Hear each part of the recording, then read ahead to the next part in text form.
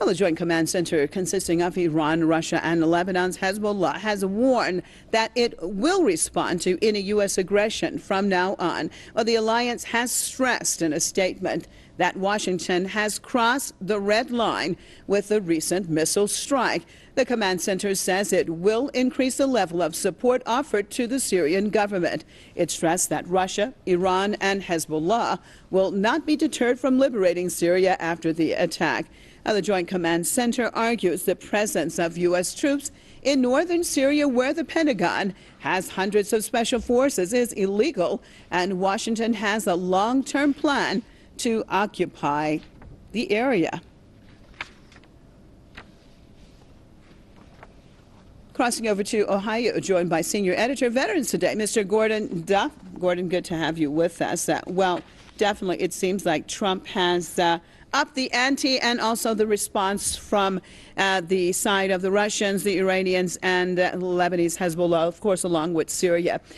Tell me about this situation with the Joint Command Center being formed by those countries and coming out with such a strong statement.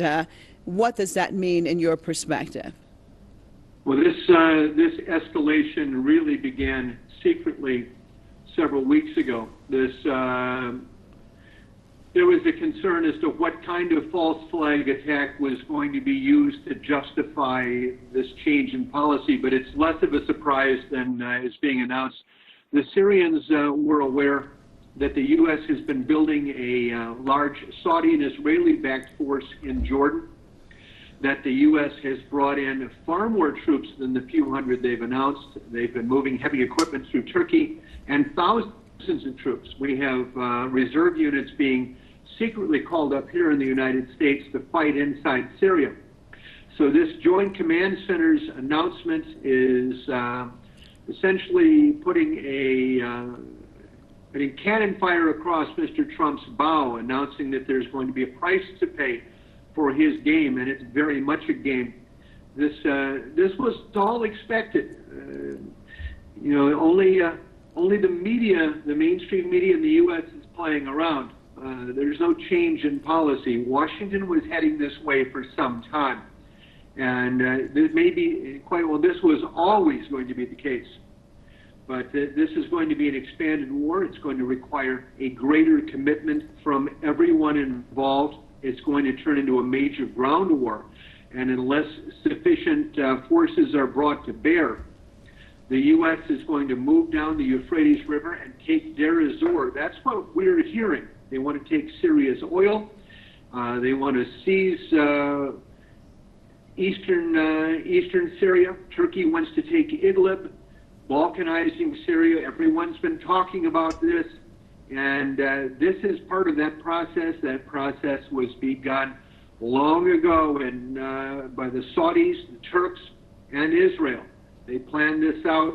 Trump is just another phase in their game plan, and they're staying on that game plan. Nothing has changed, just the stakes. And the stakes could very well be a world war. Well, and speaking of a world war, the possibility, of course, has increased with this situation.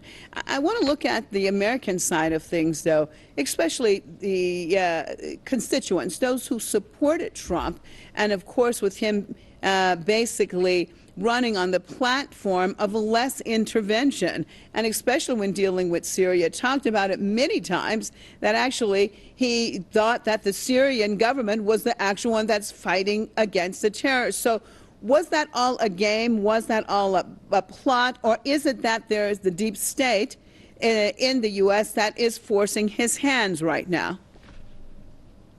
So this is a good question here, and there are 2 points of view on this. One is that Trump is being blackmailed into doing this. We've received information, and these things are conspiracy theories, frankly, that there's a real video out there, far more than Trump and the sexual assault he's accused of, a serious crime, a murder. There's no proof that that exists. The Japanese are sending this out as a way of leveraging the U.S. and Korea. It's said that the U.S. is sending a fleet over there. to front off Korea because you're blackmailing Trump. And that same blackmail is what's driven him to this position. And in which case, that would be the proof that a deep state exists, as you're saying. The other school of thought is that Trump always was the deep state. That in 1990, when he was bankrupt and bailed out by what we call the Kosher Nostra, the Israeli, Russian-based organized crime, they call them oligarchs to be kind, who put initially hundreds of millions and eventually billions into his companies, that they run him, that he's run out of Tel Aviv. As far as his constituency in the U.S., the alt-right or the white supremacist radical Christian evangelist group, they're in absolute shock. The problem being is with the mainstream media on a fake news binge over this false flag attack, and it really is that. We've made that case. Investigations have been demanded. There will be no investigation. The U.S. will block anything. Nothing will happen.